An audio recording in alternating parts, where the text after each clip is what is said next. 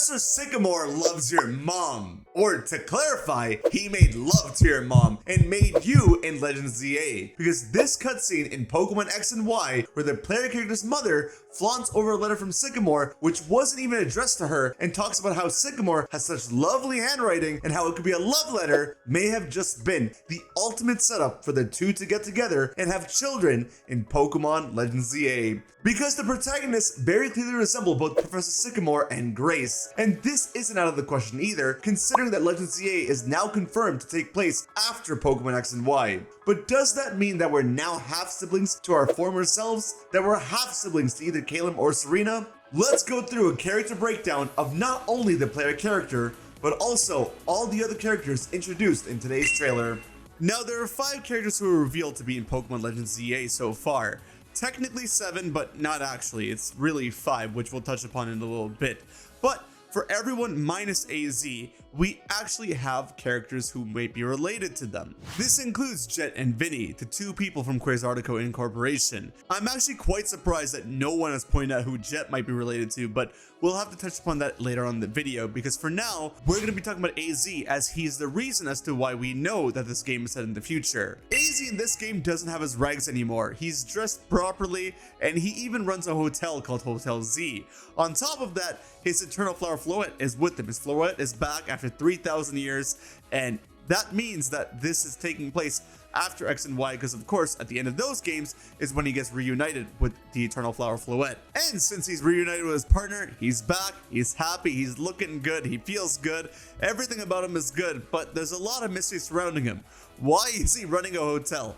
He's still 3 feet tall, he's probably most likely still, you know, immortal, which poor guy. But it does look like Hotel Z is going to be our base of operations. Whatever is happening there, he's the one running it. He's the one that probably will recruit us. Who knows? But judging by the gameplay that we've seen so far, AZ, our rival, and the player character will all be here, and it looks like a few other people might join the fray as well, as there are some empty seats in the hotel room, and it's possible that they may be occupied by other characters later on. I also suspect that at the end of the game, AZ may pass away or something may come about.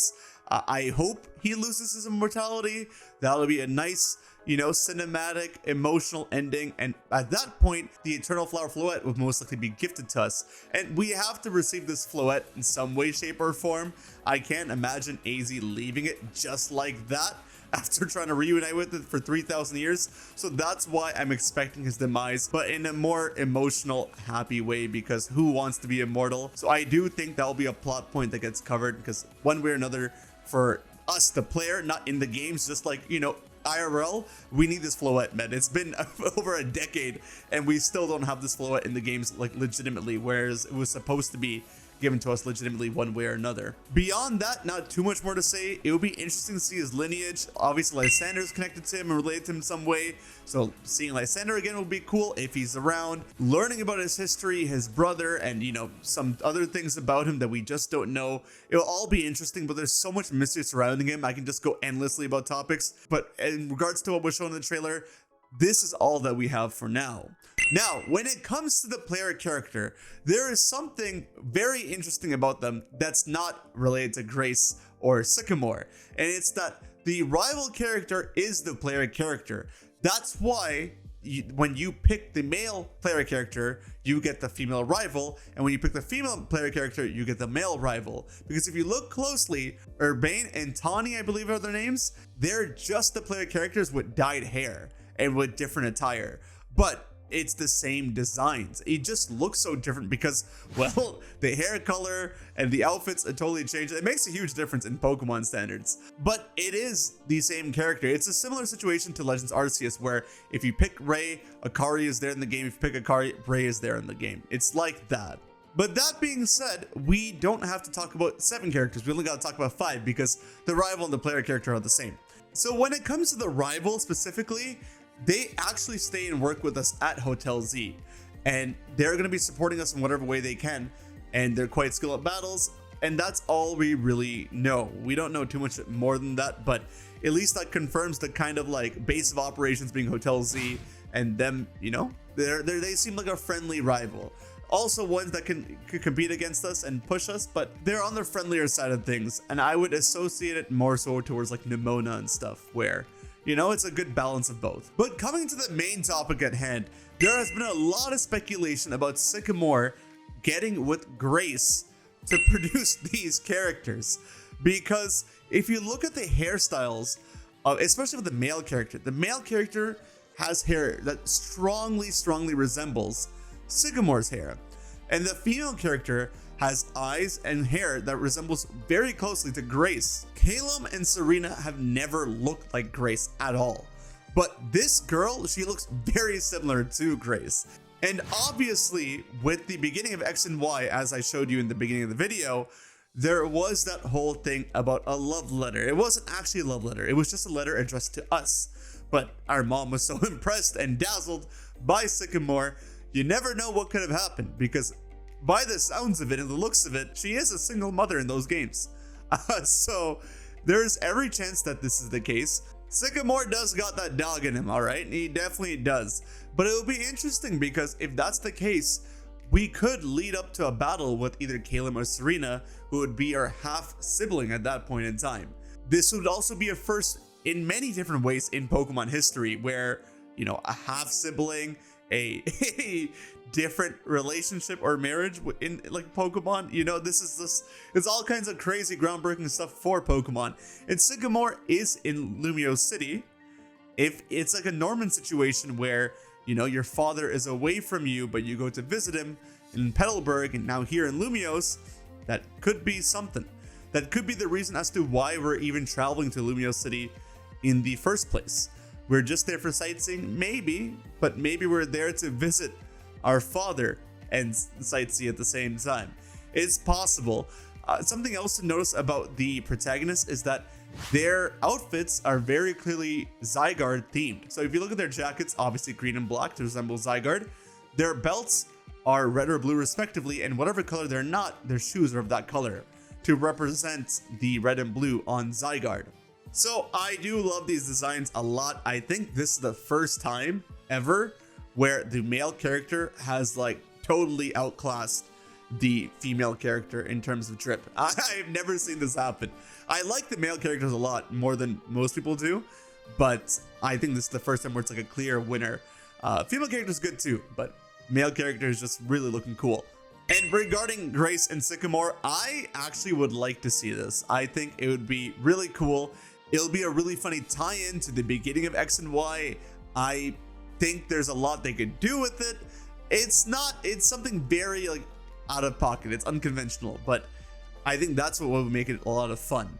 So I'm hoping, let's see. If it doesn't happen, it's not that big of a deal, but I do think there is a strong possibility of it. Am I saying for sure? No, of course not, but I just think it is very much possible, and it'll be super cool in that regard.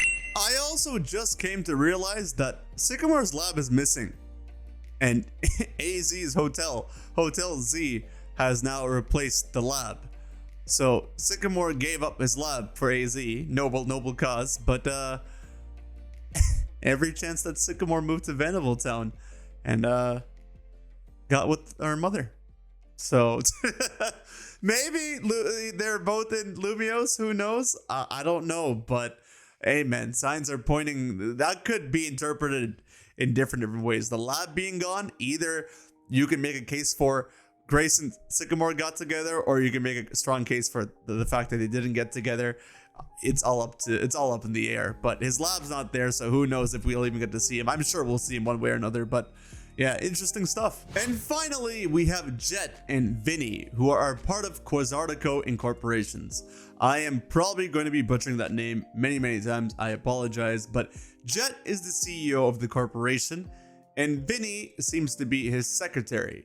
Now, the purpose of Quasartico Incorporations is that they are driving the Lumiose City Urban Redevelopment Plan with the aim of shaping the city into one that brings people and Pokemon together. She wants to deepen the bonds of people and Pokemon. So, if you look at the way she is, there are two people that come into mind right away. Actually, now I'm looking at it, three. But I think she's related to Diantha. And I think I have to bring Vinnie into this to make it more clear. Vinnie, he's a secretary. He's a big guy. He wears sunglasses, right? Quasartico Inc., based on the map, it seems to have replaced Lysander Labs. So we now have Sycamore's lab is gone, Lysander's lab is gone. AZ took over the spot where Sycamore's labs was, and that guy is definitely a good guy, all right? He's not, there's no way this guy's going evil. And these guys, Quasartico Inc., took over Lysander's labs. So it's more leaning towards these guys being evil, if anybody. We'll see how it goes. But Vinnie in particular looks very much both like Xerosic and Lysander. Now, he looks more like Xerosic to me than Lysander, but because it's been Lysander's labs, I mean, you could look at it either way. But in terms of Xerosic, the sunglasses, the build and everything looks similar. But in terms of Lysander, he's got like the flamey beard thing that Lysander had, and he's got the stature, the height, the build of Lysander as well. That's what I'm saying. The build could be either or. He's just a big guy, right? So it does seem to resemble one of them to me. He could be related to Lysander or Xerosic, who knows? And maybe he's related to AZ. I'm not sure. But the other character in mind, Jett to me seems like she's related to Diantha.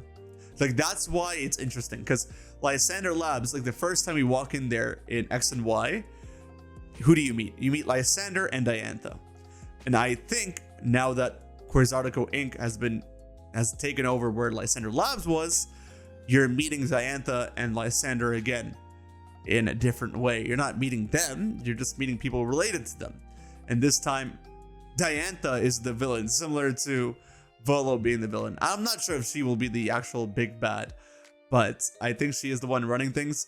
Now, looking at her more carefully, especially because she hopes to deepen the bonds between people in Pokemon, Colress might be related to her in some way.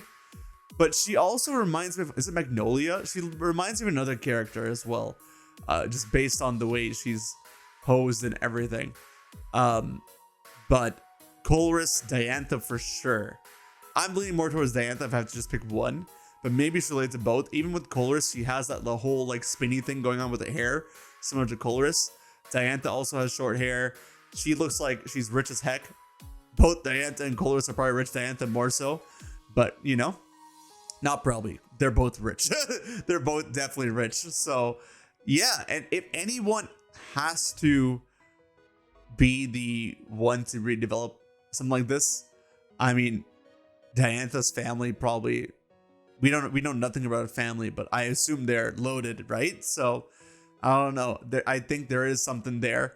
Any which way, even if it's not Colress, if it's just Diantha, it still works out, because the whole thing about Mega Evolution is the bonds between people and Pokemon. Colress was interested in that as well. He didn't get to be there in the Kalos games, but he is interested in unlocking potential. And Mega Evolution is just that potential, so it doesn't have to relate to Colress in any way. It's, you know what I mean? It's just, it could just be Diantha because she uses Mega Evolution, and Kalos is all about Mega Evolution and all that. So let's see. And then we also have to focus on the theme of beauty. Diantha being, we're in Kalos, we're in Lumiose, we're in France. Diantha being the champion and being an actress was deliberate because the whole theme of her beauty and everything played out in terms of just France and in terms of the story as well, because Lysander wanted to keep everything in a perpetual state where, you know, someone of her beauty wouldn't age, whatever. So I think her family, Diantha's family, someone related to Diantha will play a big part, and that's where I see Jett coming along. And again, Lysander just can't be done. I mean, technically AZ is there, so he's got somebody. But Vinnie, let's see. I feel like he's got to be Xerosic or Lysander. I don't know which one. It would be like very poetic if it was Lysander for Vinnie and Diantha for Jett. And yeah, somehow you know, they're together in Quasartico Inc. and making things happen. But yeah, I don't have much more to say besides that. I do think Quasartico Inc. is some crazy stuff. I want to speak more about them in a different video because there's a lot of green going on with them. And I don't think that's necessarily Zygarde. It might be, might not. We'll see.